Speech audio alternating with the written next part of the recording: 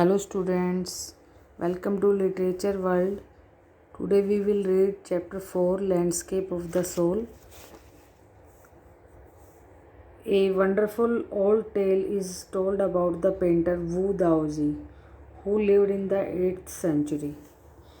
चित्रकार वू दाओजी जो कि 8th सेंचुरी 8वीं शताब्दी में रहता था, उसके बारे में एक बहुत ही अद्भुत कहानी कही जाती है. His last painting was a landscape commissioned by the Tang Emperor Zhuozong to decorate a palace wall. उसका जो लास्ट जो चित्र था, पेंटिंग थी, वो प्राकृतिक भूमि का दृश्य था जो कि तांग के सम्राट जुआनजोंग ने एक पैलेस होता महल, उसकी दीवार को सजाने के लिए बनाने के लिए एक पेंटिंग कही थी कि हमने अपनी इस महल की इस दीवार को सजाने के लिए तुमने एक लैंडस्केप की पेंटिंग बनानी है जिसमें भूमि का दृश्य नजर आए. The master had hidden his work behind a screen. अब चित्रकार ने अपना जो काम था वो एक स्क्रीन के पीछे छिपा दिया, मीन्स जो भी उसने वर्क किया. So the only the emperor would see it, ताकि केवल जो सम्राट है वही इसको देख सके और कोई ना देख सके.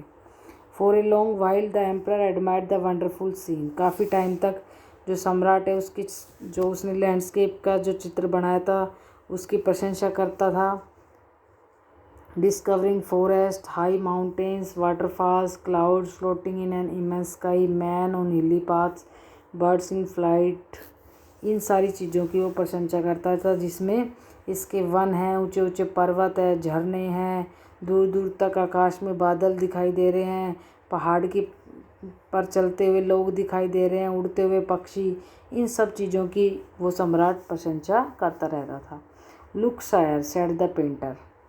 अब देखिए पेंटर ने कहा, हे महाराज, इन दिस केव, इस गुफा में, at the foot of the mountain, जो कि इस माउंटेन की तलहटी में है, पहाड़ की मतलब तलहटी में जो है, ड्वेल्स ए स्पिरिट, यहाँ एक आत्मा रहती है. The painter clapped his hands. और जो पेंटर है, जो जिस चित्रकार ने चित्रकारी की, उसने क्लैपिंग की मतलब दोनों हाथों से तालियां बजाई. And the entrance to the cave open. और जो गुफा उसने अपनी पेंटिंग में दिखाई थी उसका दरवाज़ा खुल गया. The inside is splendid. अंदर से बहुत शानदार था. Beyond anything words can convey, जिसमें हम शब्दों में नहीं बता सकते, उससे भी कहीं कुछ परे, इतना शानदार चीज़ें थी. Please let me show your majesty the way. अब जो पेंटर था उसने कहा कि भाई महाराज मैं आपको चलो रास्ता दिखाता हूँ. The painter entered the cave. जो पेंटर है वो उस गुफा में एंट्री कर गया. But the entrance close behind him. और जो प्रवेश द्वार था जहाँ से वो घुसा था वो उसके अंदर घुसते ही बंद हो गया. And before the astonished emperor could move or utter a word, the painting had vanished from the wall. इससे पहले कि जो राजा था, सम्राट था, वो कुछ कहता, हिलता, बोलता, वो जो पेंटिंग है वो ही दीवार से गायब हो गई. Not a trace of Wu Daozi's brush was left. उसने जो पेंटिंग बनाई थी उसका एक सिंगल स्कार, एक सिंगल निशान भी उस दीवार पर दिखाई नहीं दे रहा था. And the artist was never seen again in this world. और जिस कलाकार ने उसे बनाया था, जिस पेंटर ने, वो भी कभी भी इस संसार में दिखाई नहीं दिया. Such stories played an important part in China's classical education. तो जो चाइना की क्लासिकल एजुकेशन है उसके अंदर इस प्रकार की कहानियों की महत्वपूर्ण भूमिका निभाई जाती है. The books of Confucius and Zhuangzi are full of them. अब देखिए जो कन्फ्यूशियस और जुआंगजी की जो बुक्स है, इस तरह की जो कहानियाँ हैं उनसे भरी पड़ी है. They help the master to guide his disciples, होते चेले, इन द राइट डायरेक्शन. वे जो मास्टर होते हैं उनकी मदद करते हैं कि वो अपने शिष्यों को सही दिशा में मार्गदर्शन कर सकें इन बुक्स के द्वारा. बियॉन्ड द एनिसडोट, क्या मतलब, कहानी से मतलब हटकर, उससे काफ़ी परे, दूर. They are deeply revealing of the spirit in which art was considered. इस कहानी से हटकर वो कला की भावना को बड़ी गहराई से व्यक्त करते हैं. कॉन्ट्रास्ट दिस स्टोरी और another famous one about A painter would not draw the eye of A dragon he had painted for fear it would fly out of the painting. with an old story from my native Flanders that I find most representative of Western painting। अब देखिए, अब इस कहानी की वो तुलना करता है कि एक दूसरी और फेमस कहानी है, वो एक ऐसे चित्रकार के बारे में है जिसने क्या किया, another one about A painter who would not draw the eye of A dragon. एक ड्रैगन उसने बनाया लेकिन उसकी आँख नहीं बनाई। ही हैड पेंटेड, जिस ड्रैगन को उसने पेंट किया बनाया, उसकी आँख नहीं बनाई। फॉर फियर, इस डर के मारे कि it would fly out of the painting, कि अगर आँख बना दी तो उसे दिखेगा और वो कहीं क्या ना हो जाए, उस पेंटिंग से निकल कर वो मतलब उड़ ना जाए। With an old story from my native Flanders that I find most representative of Western painting। मेरे जो देश का रहने वाला फ्लैंडर्स की एक पुरानी कहानी के साथ मैं इस चित्रकला को, जो भी यह बनाई गई है पाश्चात्य वेस्टर्न चित्रकला का प्रतिनिधि मानता हूँ उसे। इन 15th सेंचुरी एंटवर्प, अब देखिए एक कहानी आती है कि 15वीं शताब्दी में एंटवर्प में ए मास्टर ब्लैकस्मिथ, एक ब्लैकस्मिथ होता है लुहार, जो मुख्य लुहार था, मतलब काफ़ी निपुण था, स्किल्ड था, कॉल्ड क्विंटन मैसिस। अब जिसका पूरा नाम क्या था, Quentin Massys, fell in love with a painter's daughter, उसको प्यार हो गया एक चित्रकार की बेटी से। एंटवर्प ये जगह का नाम है। The father would not accept a son in law in such a profession, क्योंकि लुहार था और वो था पेंटर, तो वो फादर जो है जिसकी बेटी से प्यार हुआ था वो एक्सेप्ट नहीं करेगा। उसे पता था कि ऐसे प्रोफेशन में, कौन से प्रोफेशन, लुहार का जो प्रोफेशन होता है, इस प्रोफेशन में वो कभी भी अपना दामाद ऐसे लड़के को नहीं बनाना चाहेगा जो कि लुहार हो। So Quentin sneaked into the painter studio, इसलिए उसने एक ट्रिक अपने माइंड में उसके आई कि क्यों ना इसकी जो जहाँ ये पेंटिंग करता है, जिसकी लड़की से प्यार करता था उस पेंटर के, जहाँ पेंटर पेंटिंग करता है उस स्टूडियो में उसने एंट्री कर ली and painted a fly on his latest panel. और जो पेंटिंग पेंटर ने अभी अभी लेटेस्ट बनाई थी उसके अंदर एक उसने मक्खी बना दी। विथ सच डेलिकेट रियलिज्म, इतने तरीके से बनाई that the master try to sweat it away before he realized what had happened, कि जो पेंटर था उसको समझ ही नहीं आ रहा था कि रियल है या अनरियल है। तो उसको लगा कि मैंने अभी अभी पेंटिंग बनाई है और ये मक्खी कहाँ से आ गई, उसको भगाने लगा। और फिर बाद में उसे पता चला कि सच्चाई क्या है, ये तो पेंटिंग की हुई है। Quentin was immediately admitted as an apprentice, होता है as a helper, into studio. अब क्विंटन ने उसे अपने स्टूडियो में एक हेल्पर के रूप में, अप्रेंटिस के रूप में रख लिया। And he married his beloved and went on to become one of the most famous painters of his age. और उसने, जो क्विंटन था, उसने पेंटर की लड़की से शादी भी कर ली और उस एज का सबसे फेमस पेंटर वो बन गया। These two stories illustrate what each form of art is trying to achieve a perfect illusionistic likeness in Europe, the essence of the सार of inner life and spirit in Asia. तो ये दोनों कहानियाँ दर्शाती हैं कि प्रत्येक कला क्या लक्ष्य प्राप्त करना चाहती थी। दोनों में अलग अलग दो बताई गई, एक तो यूरोप में वहम में डाल देने वाली समानता और एशिया में इनर लाइफ, इनर अंत है हमारा आंतरिक जीवन और आत्मा का सार, ये दर्शाती है। In the Chinese story the emperor commissions A painting and appreciates it's outer appearance. जो चाइनीज स्टोरी है उसमें सम्राट एक चित्र बनाने का, मतलब एक पेंटिंग बनाने का ऑर्डर देता है और उसके आउटर अपीयरेंस, जो बाहर से दिखती है, उसकी प्रशंसा करता है। But the artist reveals to him the true meaning of his work. लेकिन जो आर्टिस्ट है वो, उसने तो बाहरी रूप की प्रशंसा कर दी, लेकिन आर्टिस्ट क्या चाहता है कि उसके सामने बिल्कुल सही अर्थ प्रकट करे, जो वास्तविकता, ट्रू मीनिंग, उसके काम का जो ट्रू अर्थ निकल रहा है, वो उसकी प्रशंसा करे। The emperor may rule over the territory he has conquered but only the artist knows the way within इन। अब देखिए, सम्राट तो उस क्षेत्र पर राज कर सकता है जो उसने प्राप्त किया है, मतलब जीत के हासिल किया है, परंतु जो अंदर का रास्ता तो कौन जानता है, कलाकार ही जानता है। कलाकार कौन, जो यहाँ पर अगर हम माने तो painter. Let me show the way the Dao, a word that means both the path और the method and the mysterious works of the universe.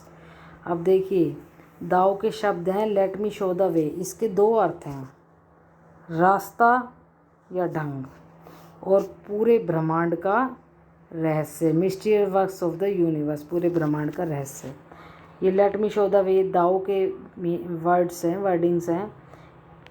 The painting is gone but the artist has reached his goal beyond any material appearance. अब painting तो क्या हो चुकी है, गोन जा चुकी है, लुप्त हो चुकी है, गुम हो चुकी है, लेकिन जो पेंटर है उसने अपना लक्ष्य पूरा कर लिया, जो इस सांसारिकता से काफ़ी दूर है। A classical Chinese landscape is not mean to reproduce an actual way as would a western figurative painting. जो चाइनीज़ आर्टिस्ट है उसका मतलब ये नहीं है जैसे कि पश्चिमी लोग करते हैं ना, वेस्टर्न पेंटिंग में किया जाता है कि वास्तविकता दृश्य प्रस्तुत नहीं करना चाहते। मतलब जो चाइनीज़ जो लैंडस्केप है वो वेस्टर्न से बिल्कुल अलग है। वेयर एज अच्छा, तो जो वेस्टर्न है वो क्या दिखाना चाहता है कि वास्तविक दृश्य वो प्रस्तुत नहीं करना चाहता, जो भी है। कौन सा दृश्य, चाइनीज़ जो लैंडस्केप है, भूमि का दृश्य का मतलब है कि वास्तविक दृश्य को प्रस्तुत नहीं करना चाहता जैसा कि वास्तव में दिखता है। Whereas the European painter wants you, लेकिन जो यूरोपियन पेंटर है वो चाहता है तुमसे कि to borrow his eyes and look at a particular landscape exactly ही sight from a specific angle. The Chinese painter does not choose a single view point. वो चाहता है यूरोपियन पेंटर कि तुम क्या करो, बोरो हिज आइज का मतलब